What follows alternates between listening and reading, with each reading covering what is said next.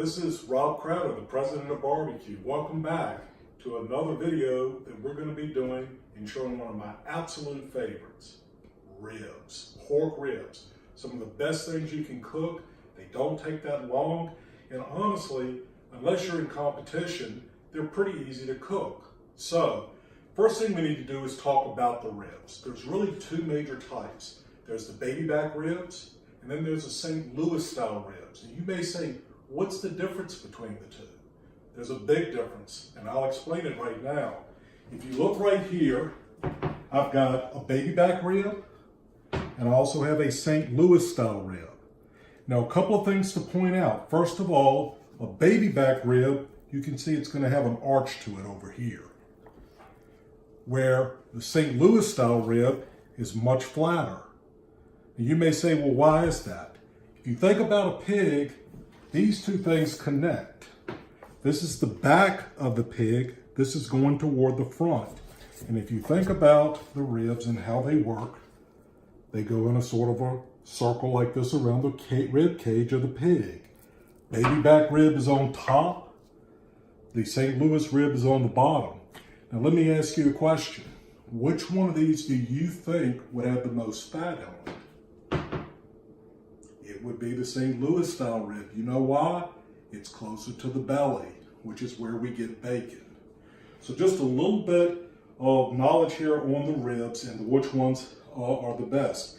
In my opinion, I like the baby back ribs. They tend not to have as much fat on them. However, a lot of people like the St. Louis style, and you know why? Fat means flavor. Fat means flavor, and these are much more flavorful. Also in competition, if you're going to cook one or the other and give them a choice, you'll always want to pick this one because it's flatter and you're able to get color throughout equally over the entire piece of meat, where sometimes these can be a little challenging. So, the first thing you do with a baby back rib or any rib is, see this back here?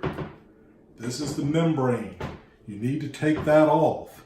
The best way to do that is to get you a steak knife, find a bone, pry your knife underneath the bone, and get a towel, any towel that you have.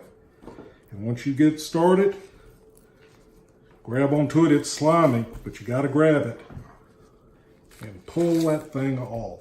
And it could come off in pieces. You just got to continue working it till you get it completely all the way off.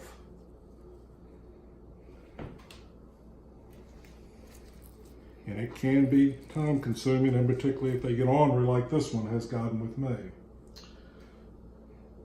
The other thing that I always do, and I'm going to do this later, it's not to hold up the video, is you look for certain areas of fat. Now fat is flavorful and it's good, but stuff like this isn't going to be enjoyable for anybody to eat. So you want to get your sharp knife. I've got a fillet knife here, and you just cut this stuff off. And again, be very careful with these knives.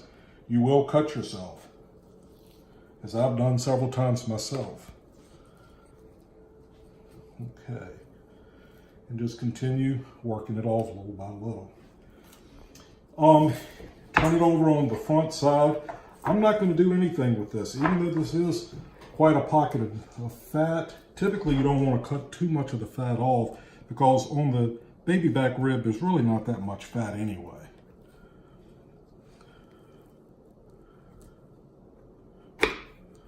But this is how you would do it if you just don't want it. It's hard to get to. You just got to keep working until you get it off. Okay, and I think we almost have it. There we go. Now, if you were in competition, you would not cook this entire rib. You would cut off maybe the 3 or 4 ribs on this end and the 3 or 4 ribs on this end. You can see that it'll look something like this is what you would be cooking in a competition. Now, in my opinion, the whole thing's good. I like this end just as much as I like this end, but in competition, the demonstration of the meat or what the meat looks like is just as important as the flavor, and you get points either way. Okay, so now moving over to the St. Louis style rib, you can see there's going to be more fat on this. And again, just cut it off little by little. I don't want to take too much of it off, but just enough that somebody isn't eating into a piece of fat when they pick up the rib.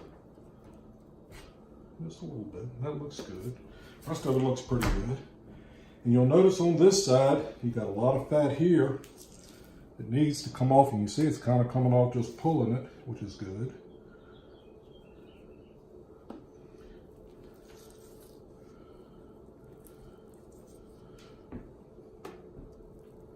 And again, with all meat, it's no science to it. You just sort of do it as you're going along and get what you can. And then also you'll see the membrane here as well. You got to get underneath there, get that too. You don't want to leave that on. Again, use a towel. You can see it just comes right on off. I'm going to continue to work with this one just a little bit because I need to show you how to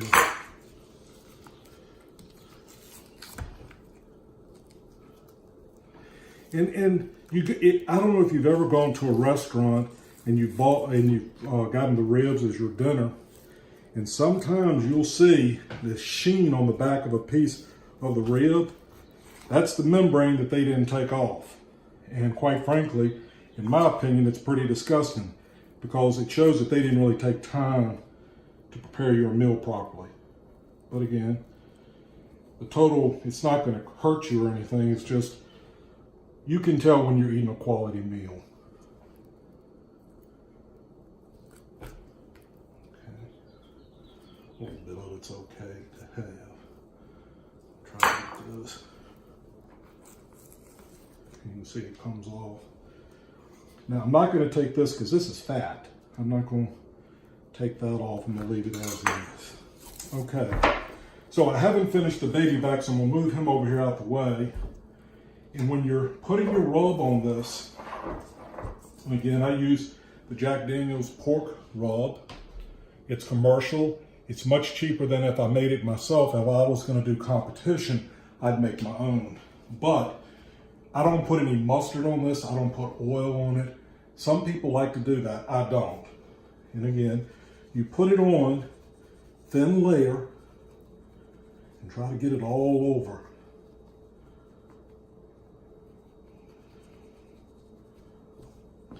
You can pat it in if you want to.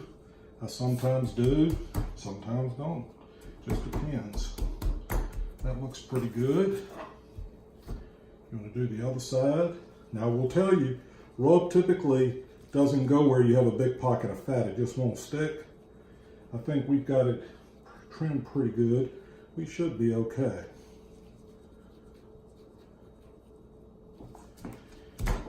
Now the other thing that I do, you'll notice this it doesn't have any rub on it. But look on my cutting board now. Why not use what I've already got? And you can see it's adhered right to the meat. Now these will go on tomorrow around 1 o'clock. And what I like to do at least 24 hours beforehand is I like to get them in this shape, put them in the fridge, and let them just work their magic. You will see tomorrow when we put them on, this dry look will actually be wet. What will be happening overnight is this is actually digging into the pork, starting to do some of the pulling of the fluid out, which we really want to do.